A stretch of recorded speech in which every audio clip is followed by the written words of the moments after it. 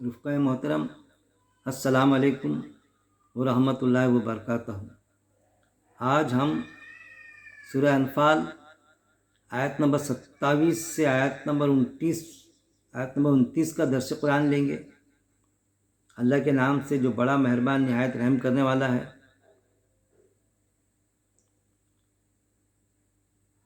اے لوگو جو ایمان لائے ہو، آیت نمبر 27 لیں گے ہم۔ اے لوگو جو ایمان لائے ہو، نہ تم خیانت کرو اللہ سے اور رسول کی، اور نہ تم خیانت کرو اپنی امانتوں میں جبکہ تم جانتے ہو۔ کیا فرمایا اللہ رب العزت نے اس آیت میں؟ یا ایھا الذین، اے لوگو جو آمنو، ایمان لائے ہو، یعنی اللہ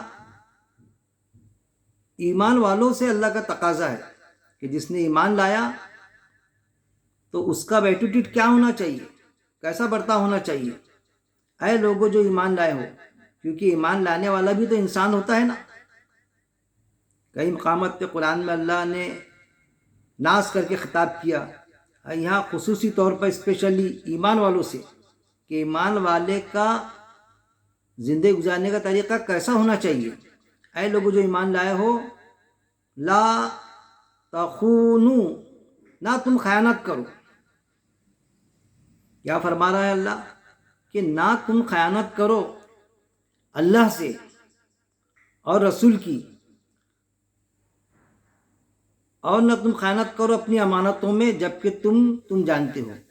اب دیکھیے، اللہ خیانت کرنے والے کو پسند نہیں کرتا، تو سب سے پہلی فرصت میں اللہ نے فرمایا کہ تم اللہ کی خیانت مت کرو۔ تو اللہ کی خیانت یعنی کیا؟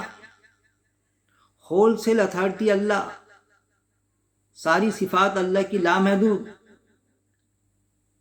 کسی بھی مخلوق، آیا وہ کوئی بھی مخلوق ہو، ساری مخلوقوں سے افضل انسان، اشرف المخلوقات، لیکن اس افضل انسان کی بھی صفات محدود، لمیٹیڈ، اللہ کی لامحدود صفت۔ اب دیکھیے خیانت کیسے کرتے؟ دینے والی ذات اللہ کی، کچھ بھی مانگنا ہے اللہ سے مانگو۔ قرآن میں آیت گواہ ہے کہ جوتے کا، وہ جو حدیث میں آتا کہ جوتے کا تسمہ بھی مانگنا رہا تو اللہ سے مانگو۔ پھر قرآن کی آیت ہے کہ میں تمہارے شہرک کے قریب ہوں، چل کر آتے تو میں دوڑ کے آتا۔ تو اللہ نے ساری چیز، ایچ اینڈ ایوری، زندگی کی ساری ضروریات اللہ سے مانگنے کا تقاضا کیا ہے، لیکن ہم کیا کرتے ہیں؟ خیانت۔ اللہ نے قرآن میں صاف انداز میں فرما دیا کہ شرک مت کرو، نہ میری ذات میں نہ میری صفات میں۔ دو شرک ہم کو بتائے جاتے علماء کی اکثریت، لیکن تیسرا بھی ایک شرک ہے میرے بھائی، وہ ہے اللہ کی بات میں شریک کرنا۔ تو یہاں جو خیانت سے مراد ہے، تو اللہ شرک سے منع کر رہا ہے کہ اگر ہم جو بھی ہماری ریکوائرمنٹ ہے، جو بھی ہماری ضرورت ہے، جائز ضرورت بھی، ہم اللہ سے دعا کرتے ہیں یا کسی اور سے مانگتے ہیں اللہ کے علاوہ۔ ایسے تو بہت کام ہوتے کہ اللہ کے علاوہ کسی سے مانگے، اور خاص طور پہ ایمان والے۔ ایمان والا تو اللہ کے علاوہ مانگ ہی نہیں سکتا نا۔ کب مانیں گا؟ کہ اللہ کے علاوہ دوسرا اللہ بنائے گا کہ یہ بھی اللہ ہے اور ایک دوسرا بھی ہے، جیسا اللہ نے اپنے پاور کسی کو ڈیلیگیٹ کر دیا، جیسا ایک آفیسر کرتا، میں ہمیشہ کہتا ہوں۔ تو یہ جو خیانت جو اللہ نے بتایا کہ ہم جیسا کہیں پر جاتے، کوئی ولی صفت ہستی، اس سے مانگنا، اس کے ہفتے پورے کرنا، اس کے ذریعے سے مانگنا، یا ذریعے سے نہیں تو دینے والی ذات تو اللہ کی ہے۔ قرآن میں جو آیت اللہ نے بتایا کہ آستانوں کا ذبیحہ بھی حرام بتایا اللہ نے، کہ جہاں ہماری آستہ ہے کسی ولی صفت ہستی پر، اور وہاں پر اگر ہم جانور بھی ذبح کرتے اللہ کے نام سے، کہ نام تو ہم نے اللہ کے لیے، لیکن ہماری آستہ، ہمارا عقیدہ، ہمارا فیتھ کہاں پر ہے؟ وہاں پر، کہ اس کے ہفتے ہم پورے کریں گے، یا وہاں بابا کے اس درگاہ پر اتنے گھوڑے چڑھائیں گے، اتنے ہفتے کریں گے ہم، جو بھی وہاں جانور ذبح کریں گے اللہ کے نام سے، تو ہماری فلانی مراد پوری ہو جائیں گی۔ تو گویا یہ شرک ہے۔ تو یہ کیا ہو جائیں گا؟ اللہ کی ذات میں خیانت ہو جائیں گی۔ اللہ کی صفات میں کہ دینے والی ذات اللہ کی ہے۔ قرآن میں اللہ نے صاف فرما دیا، ہم کسی کو لڑکے دیتے، کسی کو لڑکیاں دیتے، کسی کو لڑکے لڑکیاں دونوں دیتے، اور کسی کو بانجھ رکھتے، اولاد ہی نہیں دیتے، صاف فرما دیا نا۔ اس کے باوجود ہمارے اللہ سے ہمیں دعا کرنا چاہیے، لیکن یہ کیا بات ہے کہ اللہ کا فیصلہ کچھ اور ہم لوگوں سے مانگنے جاتے ہیں۔ اللہ کا تو فیصلہ ہوتا کہ 10 سال میں اس کو اولاد دوں گا، ہو جاتا تو ہمارا عقیدہ وہاں بیٹھ جاتا۔ کسی نے کہا بھائی میں نے وہاں کے 5 ہفتے پورے کیا، جبکہ وہ جو ذات ہوتی، وہ جو شخصیت ہوتی، ولی صفت، وہ تو ایک معتبر ذات تھی، انہوں نے کبھی اپنی طرف نہیں جھکایا ان کے جیتے جی، لیکن بعد میں بگاڑی کی صورتیں ہم میں پیدا ہو گئی، ہم نے خود پیدا کیے۔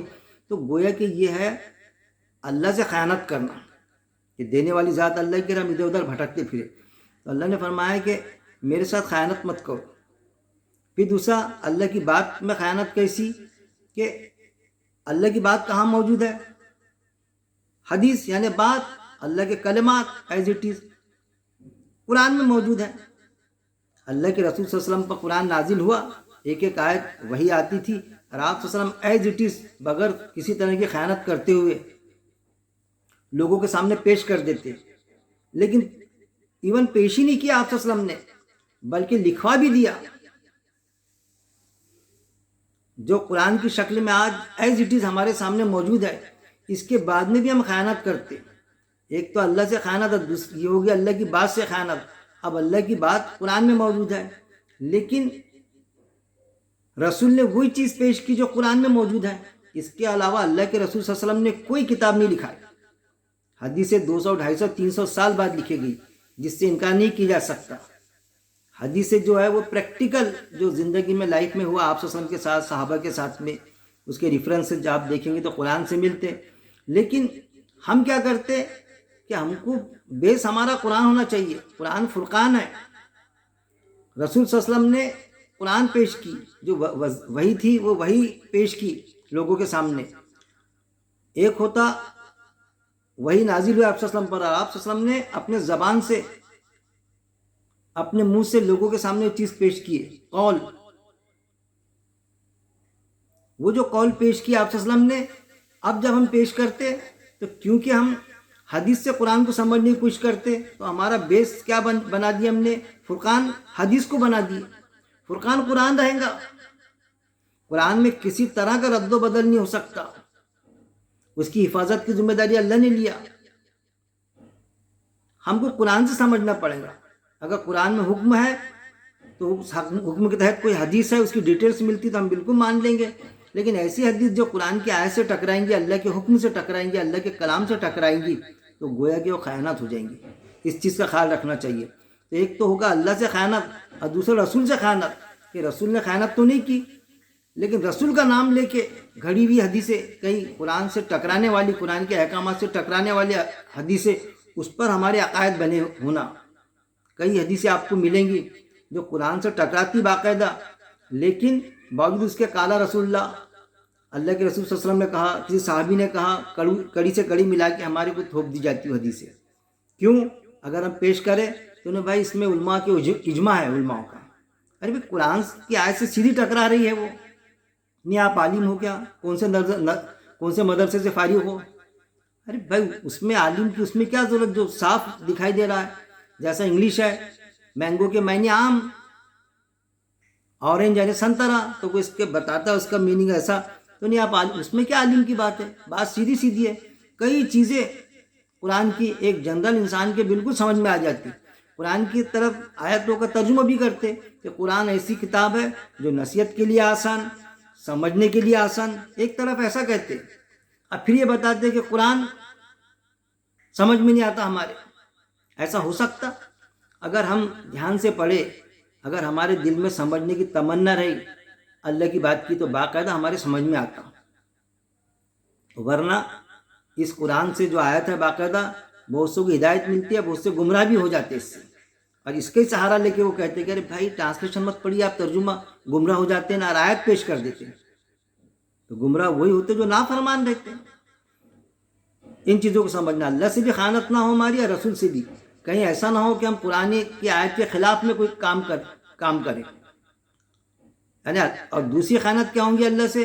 ایک تو یہ خیانت کہ اللہ کی بات کو میں یہ رکھنا کہ بات کچھ اللہ کی اور ہم عمل کچھ اور بات پہ کر رہے ہیں، یعنی اللہ کی بات کو پلٹا دینا، کیونکہ حدیث ہے نا، تو قرآن کی آیت کو ان کو وہ ویلیو نہیں دینا، حدیث کو ویلیو دینا، ایسی حدیث جو قرآن کی آیت سے ٹکراتی ہے۔ دوسرا کہ بات کو سمجھ لیے ہم نے، اللہ کی بات کو سمجھ لیے، اور سمجھنے کے بعد میں پھر اس کا تقاضا کیا ہے، بات برابر سمجھ لیے کہ قرآن میں آیت بھی موجود ہے، کوئی حدیث آئی، حدیث بھی ایز اٹ از ویسی موجود ہے، تو سوال ہی پیدا نہیں ہوتا، اس حدیث کو مان لیں گے، ہم ایکسیپٹ کریں گے، سر آنکھوں پہ رکھیں گے اس حدیث کو۔ لیکن اتنا ہونے کے بعد میں کہ اس کو مان تو لیے کہ ہاں ایسے ہی ہے نا، لیکن جب عمل کا موقع آیا، کوئی موقع آیا، تو اس وقت میں عمل سے خالی،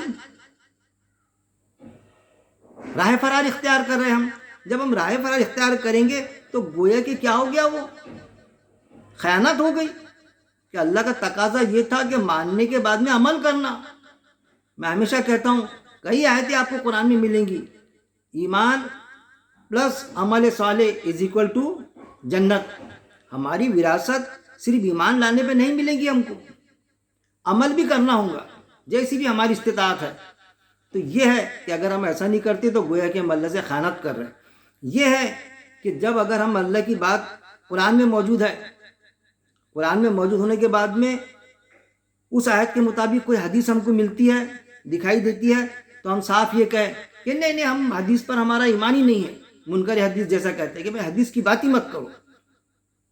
یہ کس سے خیانت ہو گئی؟ یہاں جو آیا کہ اللہ سے خیانت اور رسول کی خیانت، رسول سے بھی خیانت ہو گئی۔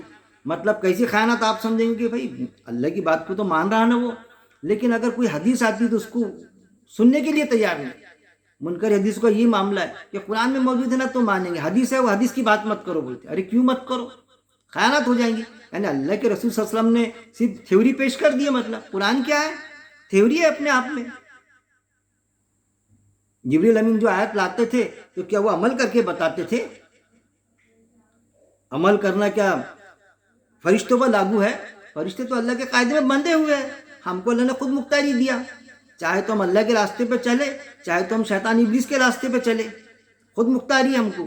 فرشتے کو تو جو حکم ملتا ہے وہ بجا لاتے، اس میں تاخیر بھی نہیں کرتے، آیت گواہ ہے، ہم کو عمل کرنا پڑے گا۔ تو اللہ کے رسول صلی اللہ علیہ وسلم نے آیت آتی تھی تو باقاعدہ اس پہ عمل کیے، ایون آپ صلی اللہ علیہ وسلم نے نہیں، صحابہ نے بھی عمل کیے اس پر، ایز اٹ از، طرح طرح کی تکلیف سے ہے۔ اب اس کی اگر وہ آیت میں حکم موجود ہے قرآن میں، اور اس کی ڈیٹیل آتی ہے، کوئی واقعہ ہم کو ملتا ہے اور صحابی کا نام ملتا ہے کچھ، تو ان کو بڑا گرا گزرتا منکر حدیث کو، وہ حدیث مت پیش کرو، بولتے بھائی ارے یہ کوئی بات ہوئی؟ یہ تو یہ ہو گیا کہ مطلب تھیوری آیا اور آپ صلی اللہ علیہ وسلم نے تھیوری سنا دی، لکھا کے چلے گئے، نعوذ باللہ خود عمل ہی نہیں کیے، نہ صحابہ نے عمل کیے۔ تو یہ ہے اس طرح کے اپنا ایٹیٹیوڈ بنانا، یا تو اللہ کی آیتوں میں شرک کر لینا، اللہ کی ذات میں، صفات میں، ایک اللہ کی بات کہاں موجود ہے؟ قرآن میں۔ اگر آپ قرآن میں بھی اللہ کی بات میں کچھ مکسنگ کریں گے تو سمجھ لو اللہ کی بات میں آپ شرک کر رہے ہیں۔ ایسا رسول کا کوئی واقعہ حدیث میں ملتا ہم کو، صحابی کا، اور وہ واقعے سے اگر ہم روگرداں ہوتے، ہم چڑ آتی ہم کو واقعے سے، تو گویا کہ تم آپ صلی اللہ علیہ وسلم کی اور صحابہ رضی اللہ اجمعین کے پریکٹیکل زندگی کو ریفیوز کر رہے ہیں۔ کیونکہ قرآن پر ایمان ہے ہمارا، تو قرآن تو تھیوری ہے نا، پریکٹیکل میں کس نے ڈھالا اس کو؟ آپ صلی اللہ علیہ وسلم نے اپنی زندگی میں کسی تکالیف سے۔ گویا کہ ہم کو ایمان کے ساتھ میں عمل بھی ضروری ہے، عمل کی طرف گامزن کرتی ہے آپ صلی اللہ علیہ وسلم کی زندگی، اصحابہ رضی اللہ تعالیٰ اجمعین کی زندگی۔ اس لیے ہم کو حدیث کو بھی ماننا ہے، اور وہ حدیث جو قرآن کی آیت سے ٹکراتی، چوکنا رہنا ہے، تو وہ حدیث کو ہم نہیں مانیں گے، لیکن جو میل کھاتی تو باقاعدہ ہم اس کے مطابق ہماری زندگی بسر کریں گے۔ تو یہ ہے کہ اللہ سے خیانت اور رسول سے خیانت۔ پھر اللہ سے اور رسول کی، اور نہ تم خیانت کرو اپنی امانتوں میں جبکہ تم جانتے ہو۔ پھر یہاں پر اللہ نے فرمایا اور تم اپنی امانتوں میں بھی خیانت مت کرو۔ یہ بھی بڑی گہری بات ہے کہ جو تم کو امانت دی گئی نا، یہ قرآن جو ہے آپ صلی اللہ علیہ وسلم نے کسی طرح کی خیانت نہیں کرتے ہوئے اپنی حیاتی زندگی میں، قرآن جو ہمارے ہاتھ میں موجود ہے ایز اٹ از ویسا کا ویسا لکھا دیا آپ صلی اللہ علیہ وسلم نے. تو یہ گویا کہ یہ بہت بڑی نعمت ہے ہماری. یعنی ایمان جو ہم سمجھتے ہیں نا ایمان، تو ایمان کے ساتھ میں ایمان قرآن اللہ کے کلمات، اور اس حساب سے جو حدیث ہے، حدیث یعنی پریکٹیکل، تو یہ قرآن بہت بڑی نعمت. اور آپ صلی اللہ علیہ وسلم کی زندگی جو حدیثوں میں دکھتی کیسا ایٹیٹیوڈ رہا ان کا، وہ بھی ایک بہت بڑی نعمت. تو یہ ہے کہ جو تم کو امانتیں دی گئی اس کی خیانت مت کرو، حق کے ساتھ باطل کو مت ملاؤ. قرآن کو صرف عربی متن تک کے محدود مت رکھ دو کہ کسی نے کہا بھائی کیا ہے میرے بچے کو میں نے حافظ بنا دیا اور حافظ صاحب بن گئے، اور قرآن کی کوئی آیت کا ترجمہ پوچھے تو معلوم نہیں. ارے بھائی وہ ترجمہ تھوڑی بائی ہارٹ کرنے کا کہہ رہے ہیں ہم، حفظ کرنے کا. اس کو حفظ تو اس نے قرآن کی ہے حافظ صاحب نے، لیکن اس کی میننگ تو معلوم ہونا. پورا قرآن حفظ کر لیے، اب کوئی 4 آیتیں پوچھے حافظ صاحب سے تو بولتے میں عالم تھوڑی ہوں بھائی. اتنا تو علم آنا چاہیے اس کو. ہم اس کو وہ اس کا ٹرانسلیشن اردو میں یا جتنی 35 زبانوں میں ہے، کسی ایک زبان میں بھی ہم ایسا کہتے ہیں کہ اس کو ترجمہ بھی ٹرانسلیشن بھی حفظ کر لو، بالکل نہیں. حق ہی حاصل نہیں ہم کو، لیکن کس آیت کا کیا مطلب ہوتا ہے، کیا گہرائی اس کی، وہ معلوم ہونا چاہیے. تو یہ ہے خیانت کہ جو امانت دی گئی قرآن، اس میں خیانت کہ صرف حافظ تک کے محدود کر کے رکھ دینا کہ بس حفظ کرو. پھر دوسری یہ خیانت کہ حدیث جو ہے تو حدیث سننے کے لیے تیار نہیں. کسی نے پیش کیا تو بولتے بات مت کرو. ارے منکر حدیث بالکل اتنے کٹر پنتھی ہو گئے کہ بس قرآن کی بات کرو بولتے. حدیث کی تو چڑ ہو گئی جیسا ان کو. کیوں چڑ ہوئی؟ اس کی وجہ یہ بنی کہ حدیث میں کچھ حدیثیں مکسنگ ہے جو قرآن سے ٹکراتی. ارے میرے بھائی میں ہمیشہ مثال دیتا اللہ کے بندو کہ ہم اگر کوئی گیہوں لائے، چاول لائے، تو چاول کا بورا لائے ہم نے، اب ظاہر ہے اس میں کنکر ہے یا گیہوں میں کنکر ہے، تو ہم نے دیکھے اس میں کنکر ملا دیا کسی نے یا دے دیا اس نے غلط دکاندار نے، تو ہم پورا بورا پھینک دیتے کہ باہر کہ لے جا کے پھینک دو چاولوں کا بورا، لے جا کے پھینک دو گیہوں کا بورا کیونکہ اس میں کنکر ہے. ہم اس کے کنکر چھانٹ لیتے، چن لیتے. گھر کی خواتین کو کہتے، خود کہتے ہم اس کو چن لیتے. یہ عقل مندی کا تقاضا ہے. نہیں یہ چاول نہیں کھائیں گے، اب تو ایسا ہو گیا کہ ہم کھانا ہی بند کر دیں گے. ایسا ہوتا ہے کیا؟ تو یہ ان کے منکر حدیث کے جو ایٹیٹیوڈ کہ حدیث کو ماننے کو تیار نہیں. ارے جو حدیث قرآن سے ٹکراتی، قرآن کی آیتوں سے، وہ ہم ریجیکٹ کریں گے. اب جو قرآن کے مطابق ہے، جانچنے والا اللہ بتایا اللہ نے قرآن کو فرقان، تو اس پر ہم عمل کریں گے. تو نہ تم خیانت کرو اپنی امانتوں میں. جو امانتیں تم کو دی گئی ہے نا، قرآن اور حدیث ایک امانت ہے ایمان والے کے پاس میں، ایمان اور عمل، تو اس میں خیانت مت کیجیے آپ. وہ اللہ بتلا رہا ہے اصل میں.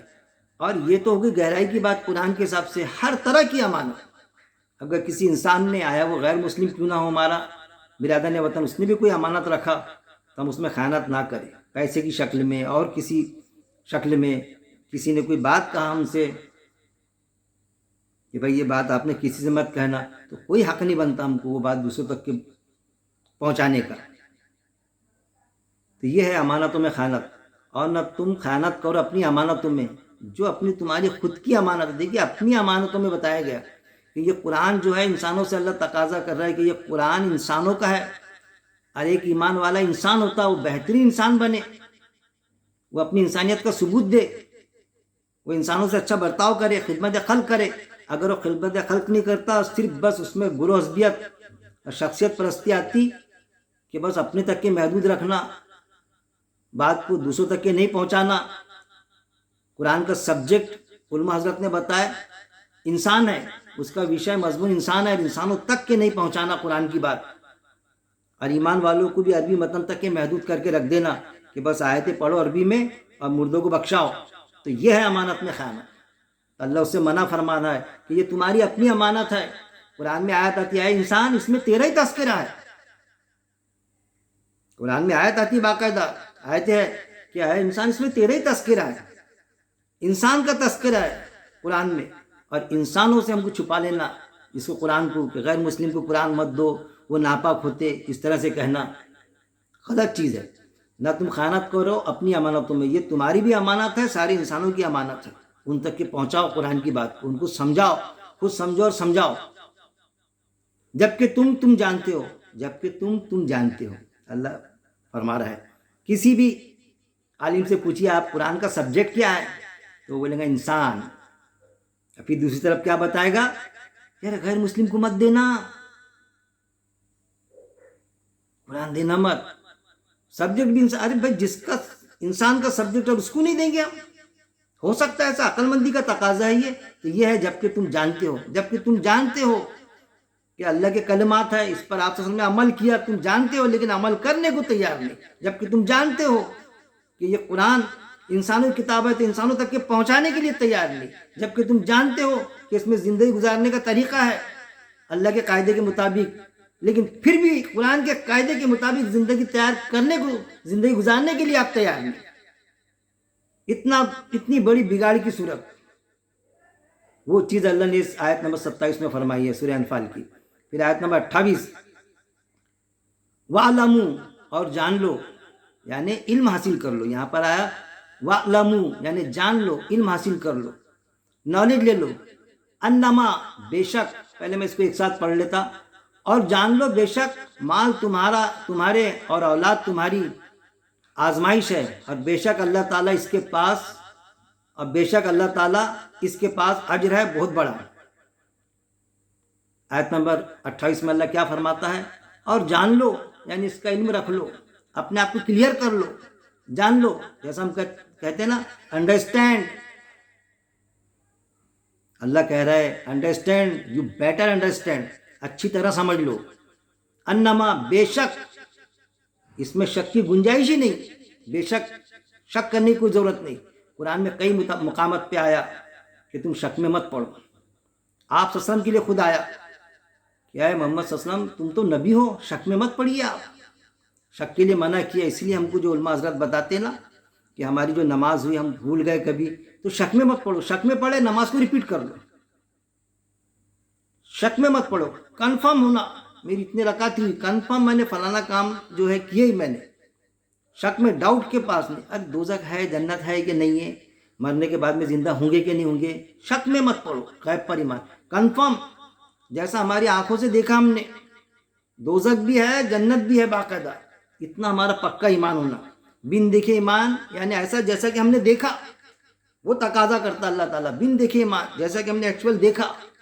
یہ جان لو بے شک انما اموالکم، مال تمہارے مال جو ہے نا، جو بھی تم کماتے، مال و اسباب، وہ اولادکم، اور اولاد تمہاری. انسان کو سب سے زیادہ اس کی اولاد اور مال پیارا ہوتا ہے. مال چاہیے، اولاد چاہیے. جب تک کہ اس کی اولاد نہیں ہوتی نا تو ماں باپ سے بڑی محبت. ماں باپ ہے یہ ظاہر ہے، فطری تقاضا ہے، لیکن جب اولاد ہو جاتی نا تو بھلے ماں باپ کا کم دھیان دیں گا، اولاد کے لیے پہلا دوڑتا.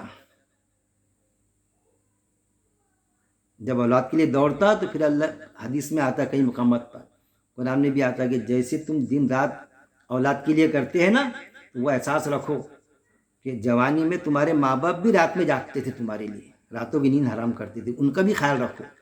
جب وہ بوڑھے ہو جائیں ان کو اف تک کے مت کہو. یہ قرآن میں باقاعدہ آتا کہ اف تک کے مت کہو ماں باپ کو. بس اولاد میں مت لگ جاؤ. زیادہ تر دیکھیں گے آپ نے بیوی بچوں میں لگ جاتی ہے اور ماں باپ کو نظر انداز کرتے. تو وہ ہے جان لو کہ بے شک مال تمہارے اور اولاد تمہاری کیا ہے؟ یہاں پر فتنتن، آزمائش ہے. اب یہاں جہاں بھی فتنہ آتا نا تو اس کو ہم کو کیا بتایا جاتا کہ بھئی فتنہ یعنی آزمائش. میں ہمیشہ کہتا ہوں، جیسا یہاں پر بھی سورہ انبیاء کی آیت نمبر 35 دیکھ لینا آپ نے، 21 کی 35، کہ اصل میں فتنے کا مطلب کیا ہوتا ہے؟ آزمائش ایک ڈال دیتے ٹھیک ہے، اور آزمائش ڈالنے میں بھی کوئی حرج نہیں ہے، لیکن فتنے کا مطلب یہ ہوتا ہے کہ تکلیف میں ڈالنا، لاغر کرنا. اب پھر یہ بتایا جاتا ہے کہ اللہ آزمائش لیتا. جب اس کے ترجمے کیے جاتے آیتوں کے تو اس میں یہ بتاتے کہ اللہ مال سے، اولاد سے آزمائش لیتا ہماری. سمجھیے کہ اللہ کیسا آزمائش لیں گا؟ ہو سکتا ہے ایسا کہ اللہ آزمائش لیں گا؟ جبکہ اللہ کو تو سب معلوم ہے تم کیا کریں گے کیا نہیں کریں گے. اللہ یعنی نعوذ باللہ سے دیکھنا چاہتا ہے کہ میرا بندہ کہ ایسا کرتا کہ نہیں کرتا، مال خرچہ کرتا کہ نہیں کرتا. ایسا ہو جائے گا. اللہ کیوں آزمائش لیں گا؟ اللہ کو تو معلوم ہے کیا کرنے والا ہے کیا نہیں کرنے والا ہے. یہ تو ایسا ہو جائے گا کہ اللہ مال سے آزماتا مطلب آزمائش لیتا. ارے اس نے تو کر لیا، ارے اس نے تو نہیں کرا. ایسا ہو سکتا؟ اللہ کیوں آزمائش لیں گا؟ تو فتنے کا مطلب ہوتا ہے لاغر کرنا، تکلیف میں ڈالنا. اللہ تکلیف میں ڈالتا ہم کو. کبھی مال کے ساتھ میں کہ بہت زیادہ مال دے دیتا تو عیش پسند بن جاتے ہم. کبھی مال چھین لیتا، کسی کو اولاد دے دیتا، گھمنڈ آ جاتا، کسی کو بے اولاد رکھ دیتا، مجبور بے بس کے کیا کروں میری تو اولاد نہیں ہے. تو یہ اصل میں اللہ نہیں آزماتا. اس چیز کو سمجھنا، جہاں بھی یہ فتنہ آیا یا بلاؤن آیا اس کے لیے آزمائش لیتے. دو آتا سورہ انبیاء کی آیت نمبر 35 جو ہے 21 کی 35 میں دونوں باتیں آئی، فتنہ بھی آیا بلاؤن بھی آیا. تو جہاں بھی یہ آیا تو ہم نے سمجھ لینا کہ اللہ آزمائش نہیں لے رہا ہے. اللہ اصل میں بتلانا چاہتا، تکلیف میں ڈال کے بتانا چاہتا کہ دیکھ فلاں شخص جس کو میں نے مال نہیں دیا اور وہ کام کر گزر رہا، اور تجھے مال دینے کے بعد میں بھی تو اپنا مال کا مس یوز کر رہا ہے، غلط استعمال. اس کے پاس کم مال، تھوڑا سا 10 روٹی ہے، 10 میں کی کوئی غریب آیا تو 2 روٹی کھلا دیتا، اور تیرے پاس میں بھرپور، تو 10 لوگوں کو کھلا سکتا، لیکن کوئی بھوکے پیٹ آیا تو چڑ کے اس کو بولتا ارے جاؤ نا کیا لگا یار، ابھی تو ایک کو کھلایا میں نے، اب کے دن بھر اتنے ہی کام کرنا کیا. یہ ہے. تو اللہ نہیں آزماتا، اللہ بتانا چاہتا کہ شرم کرو کہ تم سے کم والا اللہ کے پاس میں گراف چلیں گا. ایک لکھ پتی رہتا، کروڑ پتی، کوئی آیا کتنے دیا اس نے 500 روپے 1000 روپے، اور ایک 1000 پتی اس کے پاس میں مشکل سے 50-60 ہزار، اور اس میں کہ 1000 روپے دے دیتا 2000 دیتا، تو اللہ گراف دیکھیں گا وہاں پر. یا اس سے بھی کم دیتا 500 ہی دیتا اور وہ 1000 دیتا، لکھ کروڑ پتی، تو اس کا گراف زیادہ رہیں گا. اصل میں وہ چیز ہے کہ اللہ انسانوں سے انسانوں کو آزماتا تاکہ وہ سمجھے، شرم کرے، احساس کرے کہ ایک انسان بیمار ہونے کے بعد میں بھی مسجد جا رہا ہے، جماعت پکڑ رہا ہے، نماز پڑھ رہا ہے، اور ایک ہٹا کٹا انسان سوتے پڑا ہے فجر میں، وہ بھی انسان ہے، وہ بھی انسان ہے. تو اللہ تھوڑی آزماتا، اللہ کو تو سب معلوم ہے. اللہ لوگوں کو بتانا چاہتا کہ شرم کرو، احساس کرو، جو تم سے کمتر لوگ ہیں وہ کس طرح اللہ کے احکامات کو پورے کر رہے ہیں. تو جہاں بھی ایسا آزمائش کر کے آیا تو آزمائش ہم اللہ سے نہ سمجھ، اللہ کو نہ لے اس میں. اللہ کیوں آزمائیں گا؟ اللہ کو تو سب معلوم ہے. یہ چیز وہ جو آیت اور آتی اپنے سورہ البقرہ کی آیت نمبر 24، اس میں ابراہیم السلام کو اللہ نے چل کلمات سے آزمایا، تو اس میں اسلام 360 میں باقاعدہ لاسٹ میں لکھے انہوں نے کہ اللہ تھوڑی آزماتا ان کو. قوم ہے کہ اللہ لوگوں کو بتانا چاہتا ہے کہ دیکھیے وہ بھی ایک انسان تھے ابراہیم السلام، جو اپنی اولاد کی قربانی دینے کے لیے تیار ہو گئے تھے. وہ بھی تیار، بیٹا بھی تیار قربان ہونے کے لیے. اور آج یہ معاملہ کہ اسلام پہ کوئی معاملہ آ گیا تو ہمارے اولاد کو اسلام کے لیے لڑنے کے لیے بھیجنے کی تیار نہیں. اسلام کے لیے اب لڑنا تو معاملہ نہیں کہ لڑنا پڑے گا، لیکن ایک چیز کہ اسلام کے لیے کوئی بات پیش کرنا ہے، اسلام کو واضح طور پہ یہ لوگوں تک کے پہنچانا ہے، ایمان والوں تک کے پہنچانا ہے، تو اس کے لیے ہم تیار نہیں. وہ ایک معاملہ. اور پھر طاقت، پہلوان طاقت ہوتے ہوئے، مال ہوتے ہوئے، طاقت ہوتے ہوئے ہم تیار نہیں ہے. جس کی طاقت کم، جس کی استطاعت نہیں، اور وہ تیار، وہ جا کے بیچارے کام کر رہے اللہ کے دین کا. تو یہ ہے لوگوں کو بتانا اللہ کا مقصد ہوتا. ابراہیم السلام کے واقعے کے ذریعے سے لوگوں کو، پوری انسانیت کو، خصوصی طور پہ ایمان والوں کو اللہ تعالیٰ نے بتایا کہ دیکھیے بنو تو ایسے بنو اللہ کے لیے. اللہ کو تو سب معلوم تھا. اللہ نے جو قرآن میں دے کہ ہمارے آزمائش میں، اللہ کی آزمائش نہیں، لوگوں کو دکھانے کی، لوگوں کو بتانے کی میں برابر اترے گی. تو اس طرح سے سمجھیں گے ہم تو. اور جان لو کہ بے شک تمہارے مال اور تمہاری اولاد جو ہے فتنہ، یعنی لاغر تکلیف.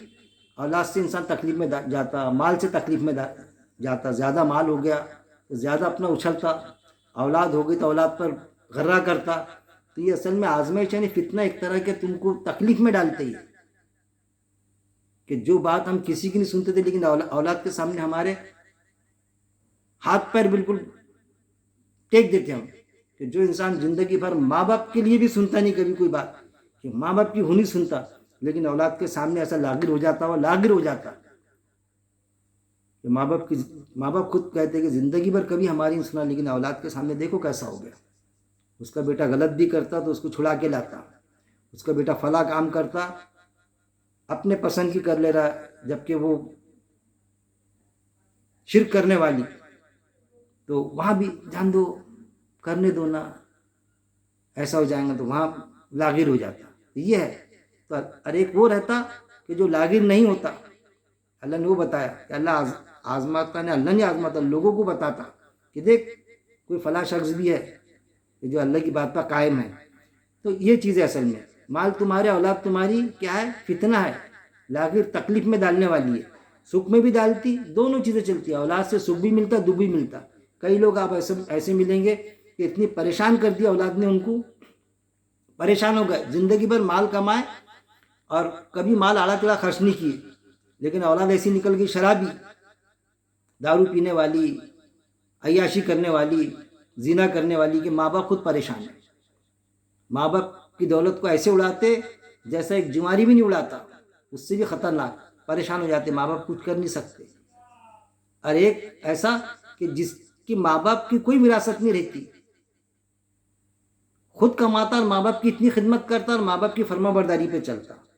تو یہ چیز ہے کہ مال اور تمہاری اولاد جو تم کو بہت پیارے ہے، دراصل یہ اس کے نگیٹو پازیٹو دونوں پہلو ہے، اور بے شک اللہ تعالیٰ اس کے پاس اجر ہے بہت بڑا.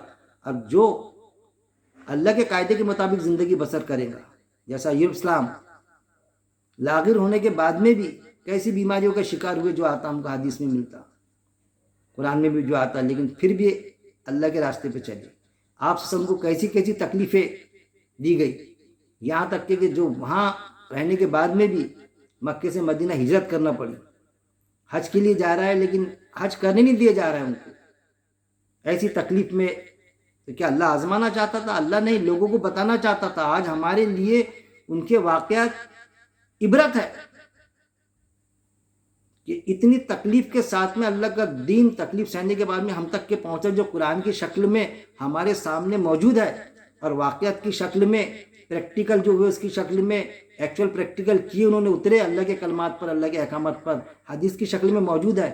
اور ہمارا کیا ایٹیٹیوڈ ہے یہ سوچیں. ہم دنیا کے نقشے پر ڈالے تو جن کے پاس کچھ نہیں، کوئی حکومت نہیں، اور وہ اسلام کے لیے لڑنے کے لیے تیار، حماس فلسطین والے، اور جن کے پاس میں حکومتیں ہیں، مسلم ممالک ہے، بولنے کو تیار نہیں.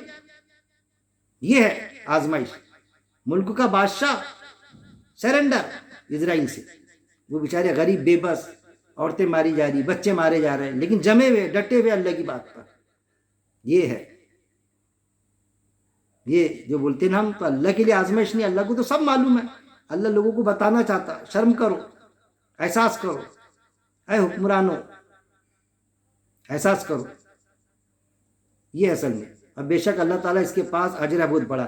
تو ایسے جو لوگ ہیں نا، جو اللہ کے دین کے لیے کام کرتے، اللہ کے قاعدے کے مطابق زندگی بسر کرتے، صبر جو آتا، صبر کرو. تو صبر کے معنی جو ہوتے نا، صبر یعنی وہ جو اپنا مشن ہے، جو اللہ کے احکامات پہ جو ہم چل رہے ہیں، اس پر جمے رہنا. اگر چھوڑ دیا ہم نے تو وہ تھوڑی صبر ہوا.